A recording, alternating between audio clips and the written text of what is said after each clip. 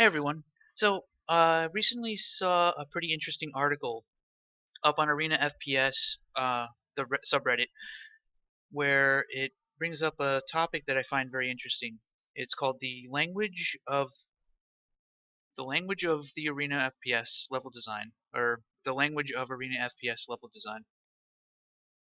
And he brings up an idea for standardizing level design theory, which I think is something that I find interesting.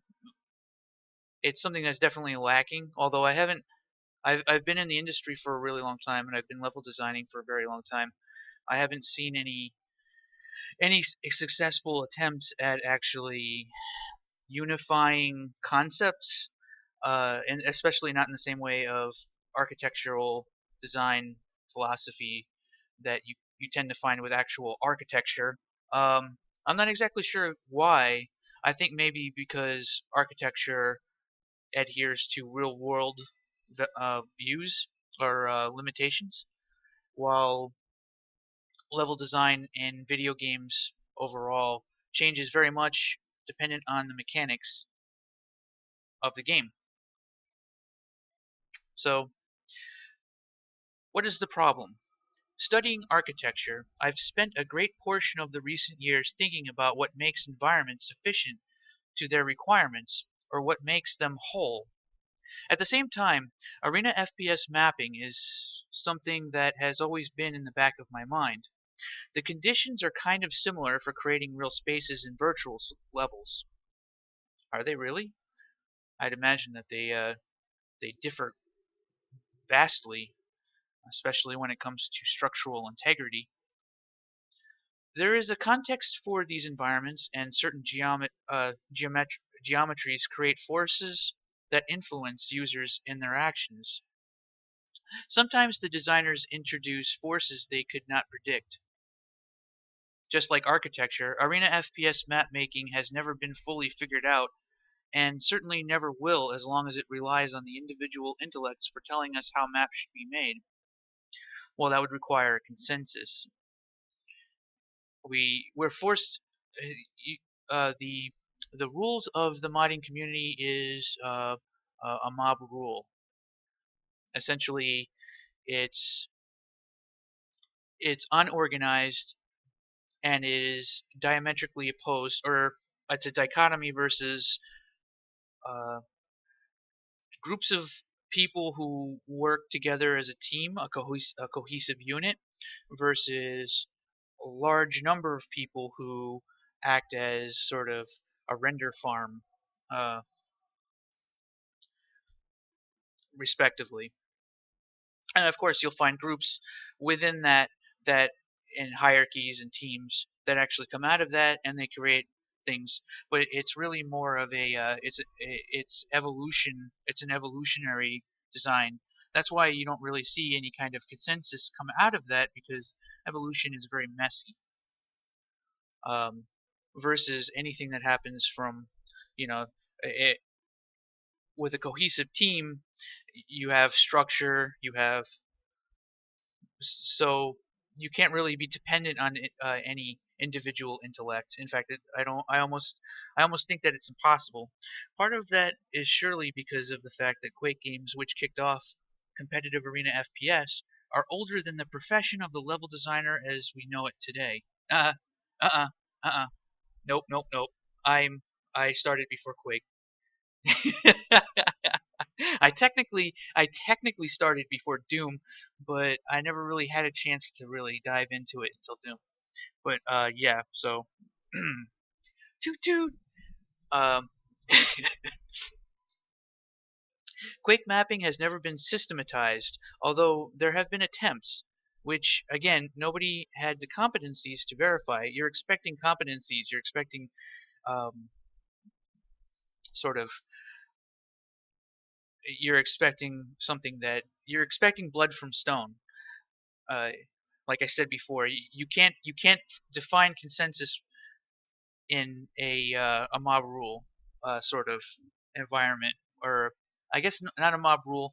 It would be more sort of like a libertarian society. It's Nobody's calling the shots, so how do you get any kind of consensus at that point? I'm not claiming I have these competencies.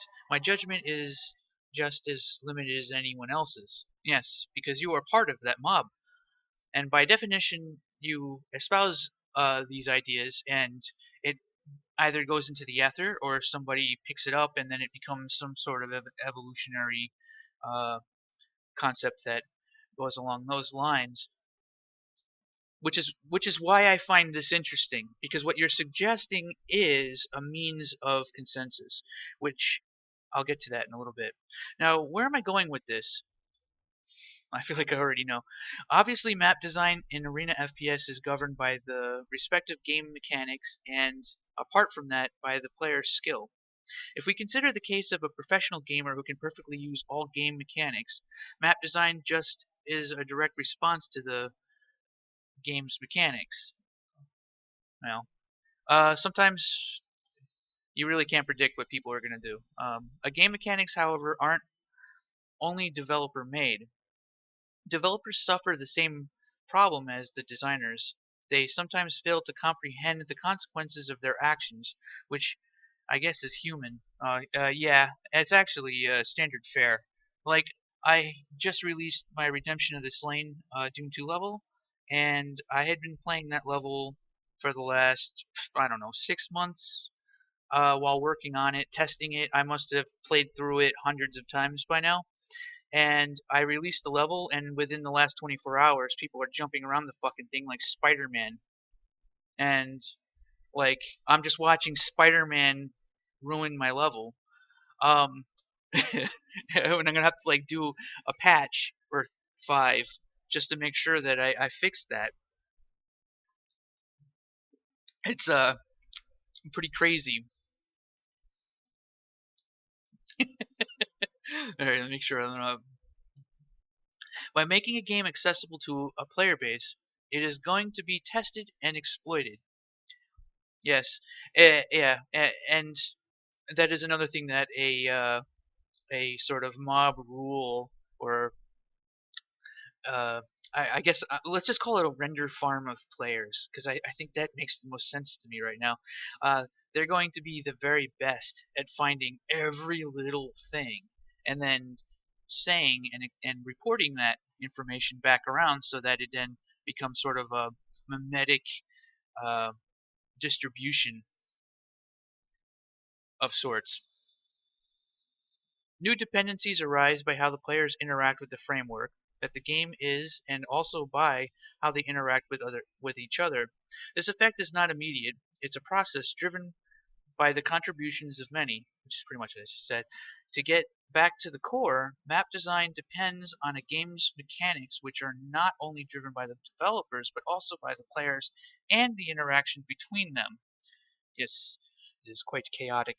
It is a node in the network of dependencies that is a node in the dependencies of that the that make a good arena FPS. I think it is pretty safe to say that in order to make a good level, one is obligated to understand the game's mechanics and describe as described above. I find that to be the case pretty much with just game design in general. If you're not good at your own game, you're probably going to make the game too easy, and if you're too good at the game that you make, you're probably going to make it too hard. Um, oh God, I mean that's just like a topic in and of itself. It's just like um, you're really never going to be able to predict how players are going to react to everything that's going on in the level, and then it's mimetic in nature.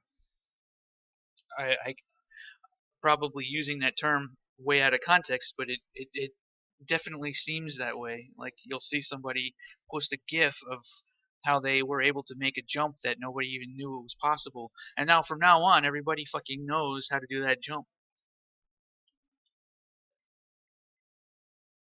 And then somebody learns how to do that same jump backwards. Oh, and then you watch a pro game and somebody does something that they knew existed but didn't know that it could be done in that way, and now all of a sudden everybody's doing it. It's what happens when the skill ceiling is within reach of the average player base, but is still quite high to begin with. My proposal. How to go about that though? In our competitive map pools, we usually have 5 to 7 maps, all of which are essentially unique. However, all of them seem to work, which shows that the issue I'm discussing here is a complex one. Yes, it's very, very, very, very, very complex. My research in the context of architecture has made me stumble across Christopher Alexander's concept of pattern languages. I'm not familiar with that, but that sounds pretty interesting. To not get too theoretical here, let's call this a language or network in which the words or nodes are essentially descriptions or of situations and actions present in living environments. All of the nodes are linked to each other in a specific way so that each node needs certain subnodes to be complemented, but at the same time complements other nodes. Sounds like you would be turning things into a you would require some kind of consensus in order for a system like this to work, right? Um, the the player render farm does not work with consensus. It works with brute force, just like evolution. It's an evolutionary theory, or at least it abides by evolutionary theory, in that strong ideas rise to the top, and weak ones are usually thrown away or ignored, or however you want to describe it. Um, so you're discussing the introduction of an entirely different, I guess, an entirely different class of idea within a framework that is not doesn't support that. So that's something that I find that interesting, challenging, because it's going to be like herding cats. And if you don't approach this from a academic level, uh, that that consensus is just going to fall by the wayside. The very idea is to help people understand problem structures and to give them an instruction on how to resolve them. This is all rooted in the idea of solving a problem by understanding a problem, which in my eyes is exactly what has to happen in respect to level design in Arena FPS. Well, I don't know if you're trying to solve a problem that really exists, but let's just say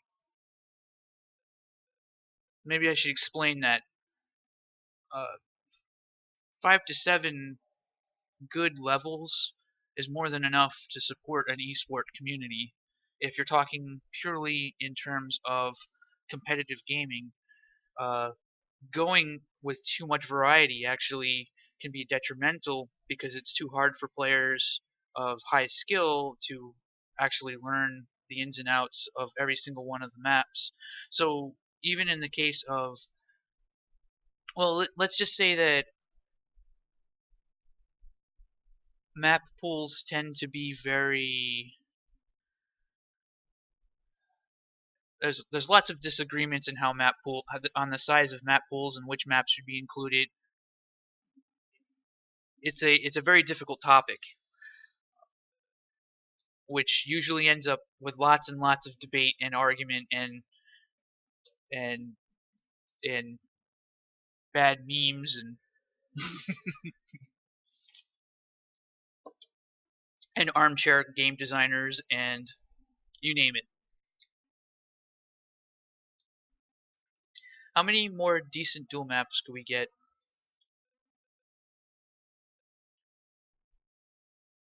How many more decent dual maps could we get if every designer knew about the design relevant nodes?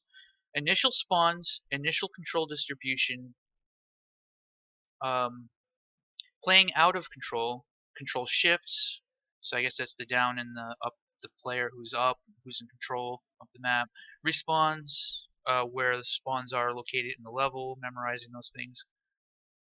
Making noise, um, early game, late game, high ground advantage, fake rocket jump, armor distribution, fake rocket jump, armor distribution, to just name a few potential nodes of the virtual network that describes Arena FPS design. Enabling every map maker to understand the connection between those terms, visually compounding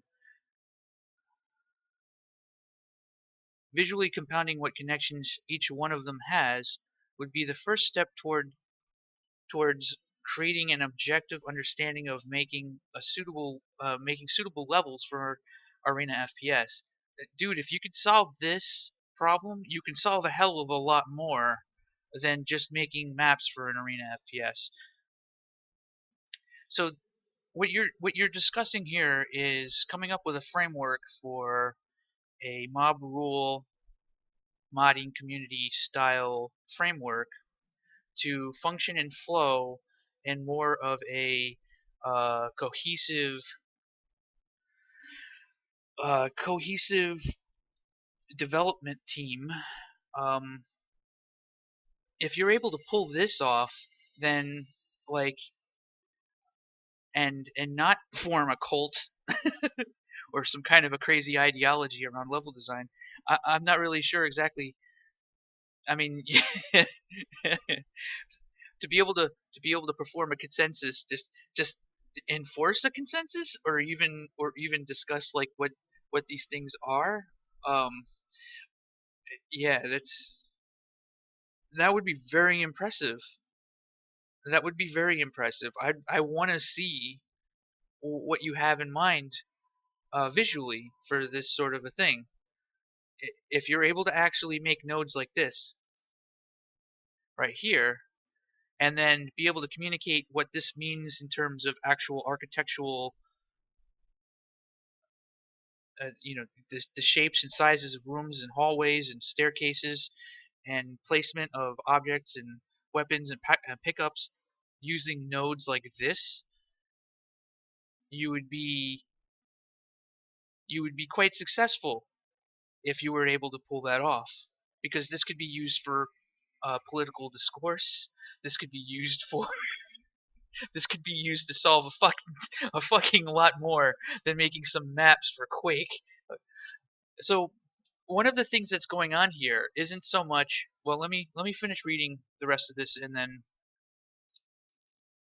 enabling every map maker to understand the connection between those terms, visually comprehending what connections each one of them has, would be a first step towards creating an objective understanding of making suitable levels for Arena FPS. If a single person, however, was able to set up a complete whole network like this, then surely we'd have it already. We'd solve a fucking lot being able to see a whole network applied to actual uh, system systemic solutions for complex problems, especially in an environment in virtual space. This would be quite amazing.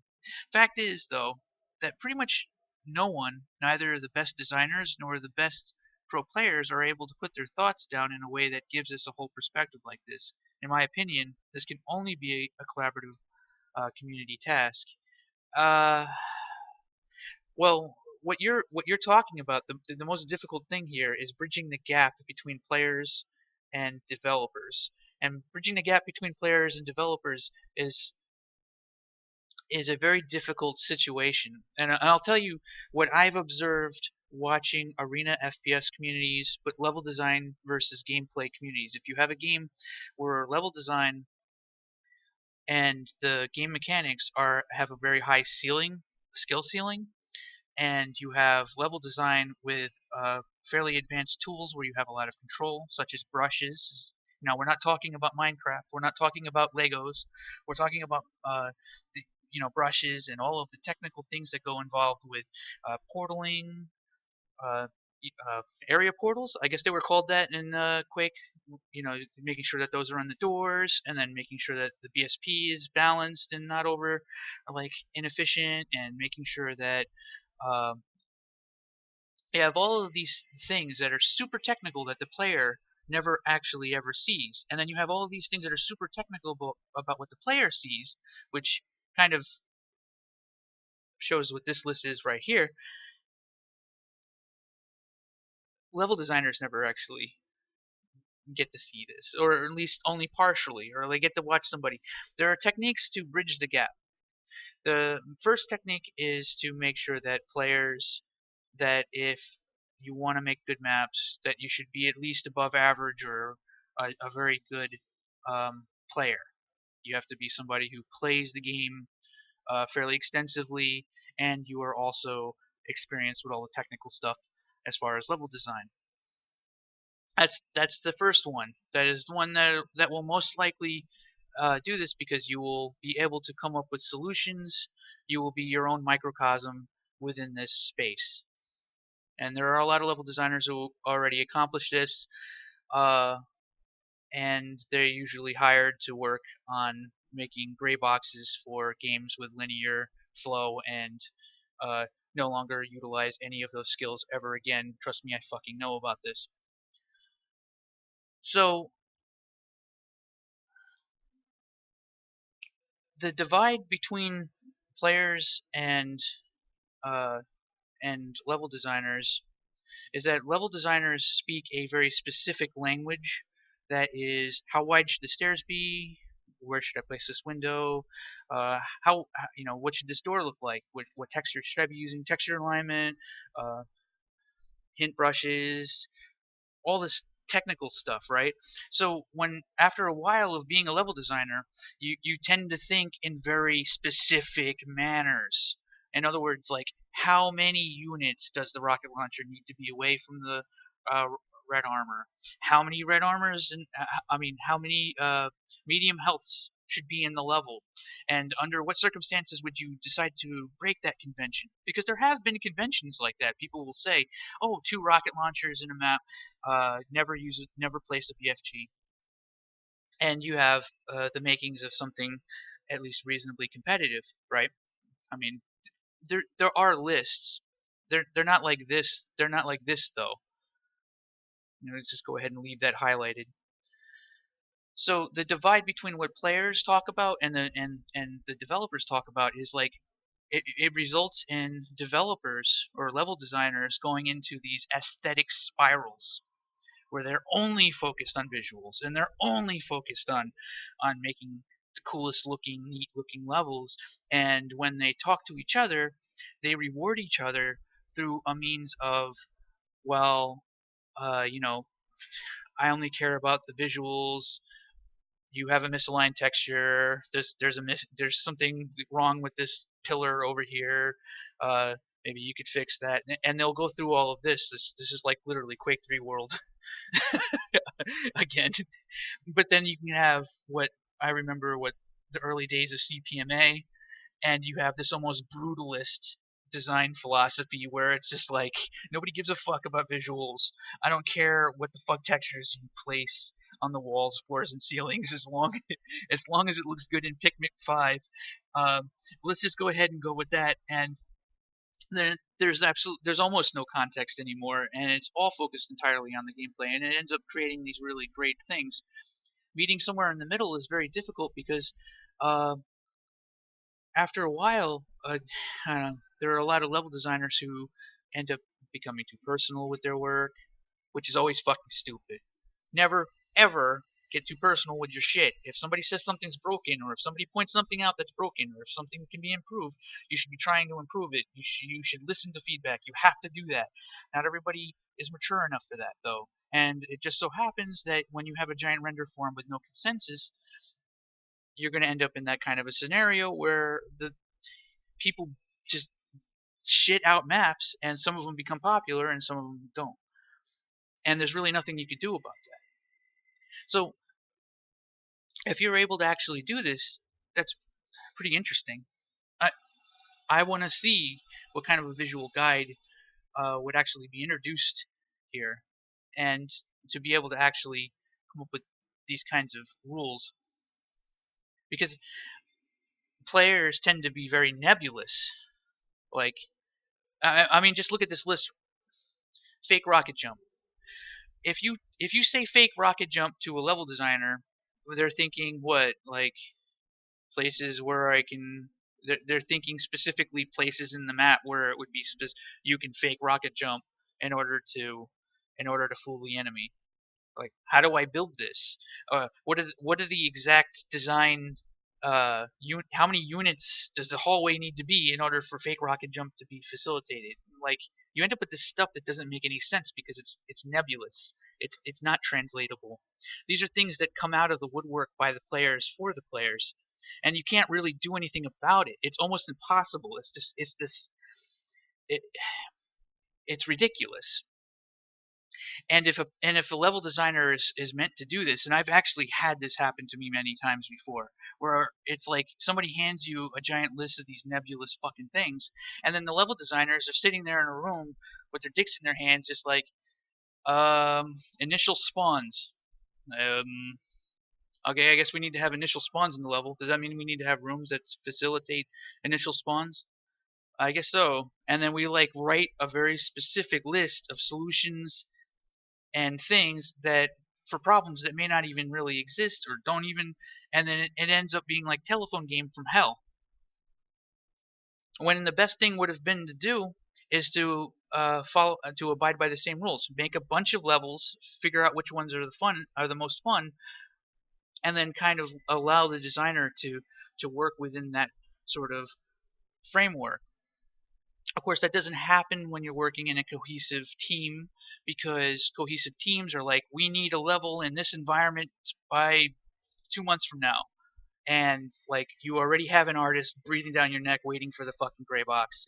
You're already, you know what I mean? And you don't have a chance. So most game development studios actually try to stop relying on development that requires high skill level design, or level designers who are going to be in that kind of control. Anyway, all right, this went on for a little bit way too long. I should have probably kept this one a little shorter, but um, yeah, I find this very interesting if it's even possible to go in that direction, and I hope whoever's listening, uh, I, I would like to have discussion about this. Like, well, how would you do this? Like, how would you really do this? How would you know how to start making such a system of nodes, and how would you know when you're done?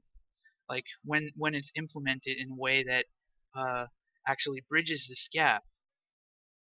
All right, so that's my 2 cents on this. I hope you enjoyed, and stay tuned for more. I'm gonna keep making. Oh, I kind of like doing this kind of content, so I'm just gonna keep doing it. So, uh, yeah, that's that. Take it easy.